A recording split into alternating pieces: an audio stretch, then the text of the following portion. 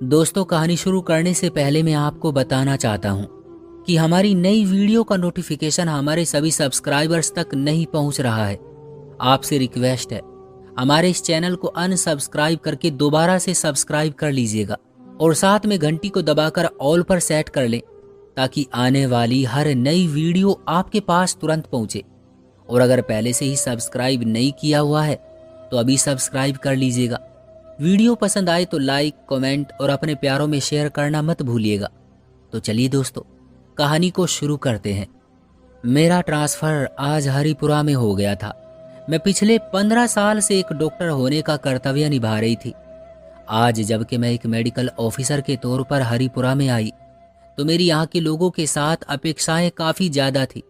मैंने सुना था कि यहाँ की औरतें ज़्यादा पढ़ी लिखी और खुद के बल पर सब कुछ करने वाली होती है, पर यहाँ आकर मुझे जो कुछ देखने को मिला और जो मैंने सुना, बल्कि जिसका मैंने तजुर्बा किया, वो बहुत ही अजीबोगरीब था। आज की इस कहानी में मैं आपको उन 7 बहनों के बारे में बताऊंगी जिनके बच्चे बगैर मर्द के पैदा होते थे। एक शाम मैं अपने ऑफिस में बैठी थी जब एक 15-16 साल का लड़का मेरे कमरे में दाखिल हुआ। उसने मुझे प्रणाम किया और कहने लगा कि आपको एक घर जाना पड़ेगा। उसका अंदाज इतना अजीब सा था कि मैं हैरान रह गई। क्या मतलब बेटा कि मुझे घर जाना पड़ेगा? मैं भी उठकर खड़ी हो गई। वो डॉक्टर साहिबा, विक्रम कुंज हाउस से आपको बुलावा आया है। उनके यहाँ आपको जाना पड़ेगा क्योंकि वहाँ पर एक डिलीवरी का केस है और आपको अभी ही जाना होगा क्योंकि मरीज का दर्द शुरू हो चुका है और वो अस्पताल भी नहीं आ सकती। क्यों नहीं आ सकती? मैंने अपनी किट और बैग तैयार करते हुए उस 15-16 साल के लड़के से पूछा जिसके चेहरे पर बला की मासूमियत और खूबसूरती थी। वो नजरें झुकाए खड़ा था। मैं हैरान इस बात पर हो रही थी कि उस 15-16 साल के लड़के को इतनी सारी बातों का कैसे पता, जबकि इस बच्चे ने तो अभी अभी जवानी की दहलीज पर कदम रखे हैं। शायद वो मेरे इरादे को भांप गया था। मुझसे नजरें चुराकर बोला, मैडम जी, मैं बाहर गाड़ी में आपका इंतजार कर रहा हूँ। आपको लेने के लिए मुझे विक्रम कुंज हाउस से गाड़ी दी गई है। मैं उसी से आपको वापस लाकर आपके क्लिनिक छोड़ दूंगा। मैं उस लड़के की तमीज और गंभीरतापन पर हैरान थी। खैर, मैं बाहर गई तो वो गाड़ी में बैठा मेरा इंतजार कर रहा था। उसने पूरे रास्ते में मुझसे एक भी बात नहीं की। मैंने उससे कुछ सवाल पूछे मगर उसने बस हाँ या ना में जवाब दिया। मैं खामोशी से यात्रा करती रही। आधे घंटे के बाद विक्रम कुंज हाउस आया तो उसने कार रोक दी और कहने लगा, आप उतरकर जा सकती हैं। मैं बाहर ही आपका इंतजार करूंगा। जब आप बाहर आएंगी तो मुझे अपने इंतजार में पाएंगी। मुझे लगा शायद ये विक्रम कुंज हाउस का ड्राइवर होगा, लेकिन मुझे अंदर जाने का कहने के बाद वो खुद भी गाड़ी से निकला और विक्रम कुंज हाउस की निचली मंजिल पर चला गया, जबकि मैं वहीं खड़ी अंदर से आने वाले किसी ऐसे व्यक्ति का इंतजार कर रही थी जो मुझे उस औरत के पास लेकर जाए जिसकी आज डिलीवरी होनी थी। 2 मिनट भी ना गुजरे थे कि एक हट्टी कट्टी औरत मेरे सामने आकर रुकी। बहन जी, आप आ गई हैं? अब जल्दी से चलिए, बहुत दर्द हो रहा है मेरी बहन सुगना को। मेरे पास तो अपनी किट और बैग तैयार था। मैं फौरन से अंदर वाले कमरे में गई जहां पर एक 30 से 35 साल की औरत दर्द से कराह रही थी। मैं उसके पास गई तो उसने मुझे बेयकीनी से छुआ और फिर जैसे झटका खाकर पीछे हो गई। कौन हो तुम? जाओ यहाँ से। वो बहुत गुस्से में लग रही थी। मैंने उस मोटी औरत की तरफ देखा तो वो सुगना नामी उस लड़की को समझाने लगी कि मैं डॉक्टर हूँ और उसका इलाज करने आई हूँ। तब उसने खुद को ढीला छोड़ दिया जब वो मुंह ही मुंह में कुछ बुड़बुड़ाने लगी। मैंने उसकी तरफ नहीं देखा था, लेकिन वो बहुत ज्यादा डरी सहमी लग रही थी। इनके पति कहाँ हैं? मैं अक्सर जब औरतें घबराने लगती या उनकी हिम्मत दम तोड़ देती तो मैं उनसे यही कहती कि आप अपने पति को बुला लें, क्योंकि ऐसे वक्त में एक औरत के साथ उसके पति का होना बहुत जरूरी है। मगर उस औरत ने मुझे अजीब जवाब दिया, जी इनके पति नहीं है। नहीं है से क्या मतलब है? क्या वो इस दुनिया में नहीं है? मेरे इस सवाल का जवाब उस मोटी औरत ने नहीं दिया। वो नजरें झुकाकर खड़ी हो गई तो वो औरत जिसकी डिलीवरी होनी थी वो मुझ पर चिल्लाकर बोली, पति नहीं है का मतलब यही है कि मैंने शादी नहीं की हुई है। अब तुम खामोशी से मेरा इलाज करो। सुगना बहुत गुस्से वाली थी। उसका गुस्सा तो जैसे आसमानों को छू रहा था। मैंने उससे और कोई बात नहीं की क्योंकि मैं तो सिर्फ इतना जानती थी कि वो एक मरीज है जो इस वक्त सख्त तकलीफ में है। डॉक्टर कभी भी अपने मरीज के साथ गंदे व्यवहार से पेश नहीं आ सकता, चाहे मरीज उसे गालियां ही क्यों ना दे रहा हो। मैं खामोशी से उसके बच्चे के दुनिया में आने का इंतजार करती रही। आखिरकार जब बच्चे ने जन्म लिया तो 3-4 औरतें कमरे में दाखिल हुई वो बहुत खुश लग रही थी। आखिरकार हमारे घर में भी मर्द पैदा हो गया। एक औरत ने खुशी से दूसरी को गले से लगाते हुए कहा, हाँ हाँ दीदी, वरना मैं तो बहुत परेशान थी। लगता था जैसे हमारी आने वाली नस्लों की भी हम जैसी ही किस्मत होगी। बस भगवान दीदी को भी बच्चे दे दे तो हमारे घर का आंगन पूरा हो जाएगा। मुझसे उन लोगों ने कोई खास बात नहीं की। मैंने उनसे दोबारा भी पूछा कि इस बच्चे का बाप कहाँ है, तो सुगना ने मुझे घूर कर देखा, जैसे मैंने उससे कोई नाजायज या गलत सवाल पूछ लिया हो। मैंने जल्दी से अपना बैग, अपनी किट संभाली और बाहर की तरफ चलने लगी। इन लोगों से मुझे फीस मिलने की उम्मीद तो हरगिज नहीं थी, क्योंकि ये इस वक्त अपनी खुशी मना रहे थे। मैं बाहर आई तो 16 साल का वो लड़का, जो कि गाड़ी चलाने के लिए ड्राइवर बना खड़ा था, वो भी बेइंतहा खुश था। उसे देखकर ऐसा लगता था जैसे यही इस बच्चे का बाप है। लेकिन वो कैसे बाप हो सकता है? उसकी उम्र तो बहुत ही कम थी। वो गाड़ी में बैठा और गाड़ी ड्राइव करने लगा। आपकी फीस मुझे मालूम है, आप इस बात की फिक्र नहीं करें, कल आपको आपके दफ्तर में पहुंचा दी जाएगी, उस लड़के ने मुझसे कहा। फिर एक जगह गाड़ी रोक दी। शाम का वक्त हो रहा था। मुझे डर भी लगने लगा कि उसने अचानक रास्ते में गाड़ी क्यों रोक दी। तभी जाकर उसने बेकरी से 1 किलो मिठाई ली और मेरे हवाले कर दी।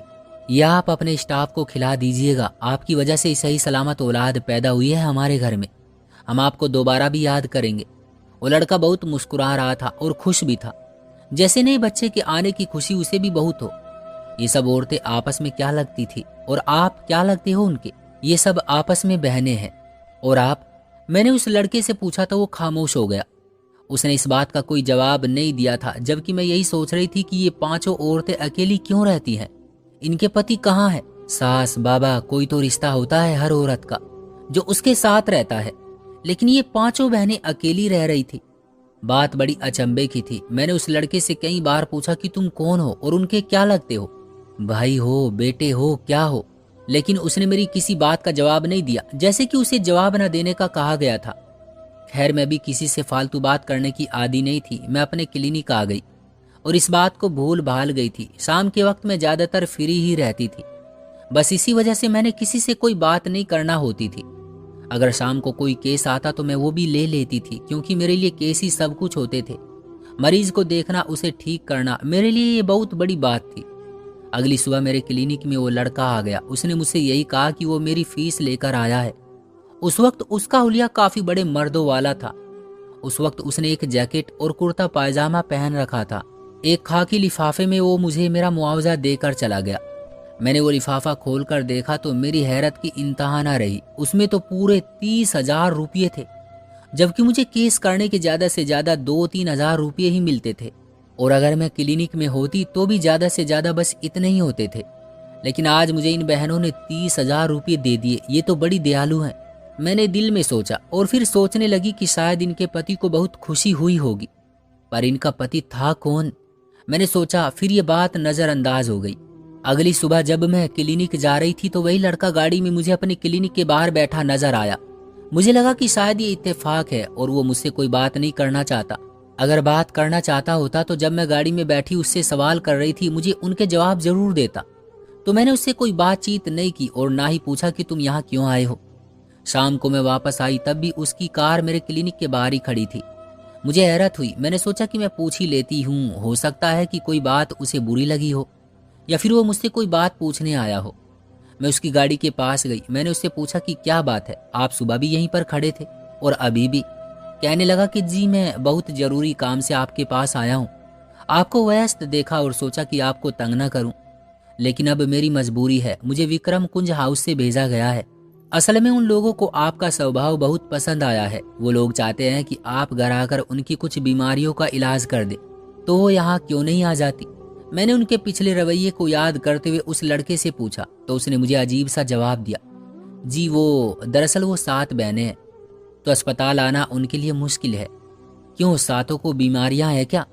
मेरे सवाल पर उसने हाँ में सर हिलाया। जी, उन 7 को कोई न कोई मसला है जिनका उन्हें इलाज चाहिए। और आपको तो पता है, छुपी हुई समस्याओं के लिए औरतें ज्यादा अस्पताल आना पसंद नहीं करती, वो भी विक्रम कुंज हाउस की, क्योंकि वहां पर किसी भी औरत ने आज तक अपना इलाज अस्पताल से नहीं करवाया। हमारे पास रुपये पैसे की कोई कमी नहीं है, आप जितने पैसे लेना चाहें ले सकती हैं, लेकिन मेरे साथ आपको विक्रम कुंज हाउस चलना होगा, क्योंकि हमारे लिए आपके अलावा यहाँ कोई उम्मीद नहीं है। एक आप ही लेडी डॉक्टर हैं, आपके अलावा अगर कोई लेडी डॉक्टर होती तो हम उसे भी कहते, मगर यहाँ पर आप अकेली लेडी डॉक्टर हैं। उस लड़के की बात ऐसी थी जैसे कि कोई 40 साल का आदमी बोल रहा हो, जैसे वो औरतों के मर्जों के बारे में बात करता था। उससे तो उसका तजुर्बा अच्छा खासा लगता था, लेकिन फिर उसकी उम्र, उसकी मासूमियत देखकर मैं चुप हो जाती। मैंने कहा ठीक है, मैं खाना खाकर आती हूँ, तुम थोड़ी देर मेरा इंतजार करो। मैं अंदर गई, खाना खाकर बाहर आई तो वो जाने के लिए तैयार खड़ा था। मैं उसकी गाड़ी में बैठी और हम लोग विक्रम कुंज हाउस आ गए। आज यहाँ का माहौल अलग था। 2-3 दिन पहले पैदा होने वाला वो बच्चा एक झूले में पड़ा हुआ था। सब उसकी जैसे बलाएं उतार रहे थे। सभी बहनें बहुत खुश थी। तभी मेरे सामने एक औरत आकर बैठी जो काफी जवान लग रही थी। उसकी उम्र 30 साल से ज्यादा नहीं होगी। मैं उसे देखते ही बोल पड़ी, जी आप ही मरीज हैं क्या? जी हाँ, मैं भी मरीज हूँ। दरअसल मुझे आपसे बहुत सारे सवाल करने थे। वो क्या है ना कि इस इलाके में इससे पहले कभी कोई लेडी डॉक्टर आई नहीं और हम लोग अपने घर से बाहर नहीं जाते। और आप यकीन जानिए कि हमारे घर में कौन कौन रहता है, इस बात का सिर्फ 2-4 लोगों को पता है। ये संदीप कौन है? मैंने सवाल किया तो वो लड़की बोली कि संदीप वही लड़का है जो मुझे क्लिनिक से यहाँ और यहाँ से वापस क्लिनिक तक पहुँचाता है। अब मैंने सोचा कि वाकई ये घर बड़ा रहस्यमय सा था। घर के बाहर एक 4 दीवारी थी। 4 दीवारी के बाहर कांटों वाली बाड़, एक मेन दरवाजा था। यहाँ से तो अंदर आने की इजाजत किसी को नहीं हो सकती थी, क्योंकि घर इतना खुला और हर तरफ से बंद था। बाहर आप खेलते कूदते जो भी करते, लेकिन किसी को नजर नहीं आ सकता था कि इस घर के अंदर क्या हो रहा है। मैंने कहा, जी बिल्कुल बेहतर है, आप जो भी सवाल पूछेंगी आपको जवाब जरूर मिलेगा, लेकिन आप वादा करें कि आप आम डॉक्टरों की तरह ये बात नहीं करेंगी कि मेरा पति कहाँ है। नहीं जी, आप जरूर पूछिए मुझसे सवाल, जो भी पूछेंगी जवाब मिलेगा, मैंने इत्मीनान से कहा। तो वो औरत कहने लगी कि मैं बांझ हूँ, मेरे बच्चे नहीं होते, मैं क्या करूँ? आपकी शादी को कितने साल हुए हैं? मैंने सवाल किया तो वो फिर से सर पकड़कर बैठ गई। वही बात, आपको मैंने बताया तो है, हम 7 बहनों की शादियां नहीं हुई हैं, ना ही हमारे पति हैं। उसकी बात सुनकर मुझे हंसी आ गई थी। अच्छा ठीक है, आप ये बताएं कि आपको कब से बच्चे नहीं हो रहे? मुझे हमेशा से ही बच्चे नहीं थे, मेरी सभी बहनों के बच्चे हैं, उनकी औलादें हैं, तभी आपको इस घर में 8 से 9 बच्चे नजर आएंगे, लेकिन मेरी कोई औलाद नहीं है। मैं बहुत परेशान हूँ, आप मुझे दवा दें ताकि मैं ठीक हो जाऊं और अपने बच्चे पैदा कर सकूं। वैसे तो मेरी बहनों की औलादें भी मेरी ही औलाद की तरह है, लेकिन अपने खून की तो और ही बात होती है ना। चाहती हूँ कि ज्यादा नहीं तो एक बच्चा मेरा अपना भी हो जाए, जिसे मैं पालू पोसू बड़ा करूं। जी, तो आपके पति ने क्या डॉक्टर को दिखाया? मेरी बात सुनकर वो चुप हो गई। जी मेरे पति नहीं है। बहन जी माफ कीजिएगा, लेकिन अगर आपके पति नहीं है तो फिर आपको औलाद के बारे में तो पूछना ही नहीं चाहिए। आप बांझ नहीं है, आप शादी करें। आप दरअसल अविवाहित हैं, आपको कहाँ से बच्चे होंगे? अच्छा ऐसी बात है, मेरी बाकी बहनों के भी तो बच्चे हो रहे हैं ना, उनके भी तो कोई पति नहीं है। मुझे उसकी बात बड़ी बचकाना सी लगी। मुझे लगता है आप शादीशुदा नहीं है, इसलिए इतनी मासूमाना बातें करती है, लेकिन हकीकत तो यही है कि एक मर्द और औरत के मिलाप के बगैर औलाद पैदा नहीं हो सकती। पर आप कहती हैं कि आपकी सभी बहनों की औलादें बगैर पति या गैर मर्द के हुई है। जी हाँ, मैं बिल्कुल सही कह रही हूँ, उसने धीरे से जवाब दिया।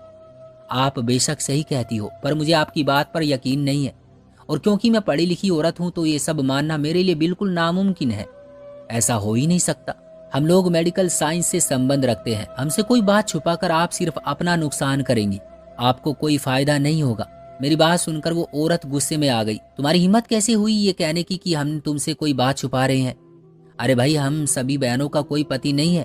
इस घर में क्या तुम्हें कोई मर्द नजर आया है? जी हाँ, मर्द तो मुझे नजर आया है। बाहर वो जो संदीप खड़ा है, जो गाड़ी चलाता है, आप सबके मर्जों का उसे पता है। उसे ये भी मालूम है कि किसे क्या बीमारी है।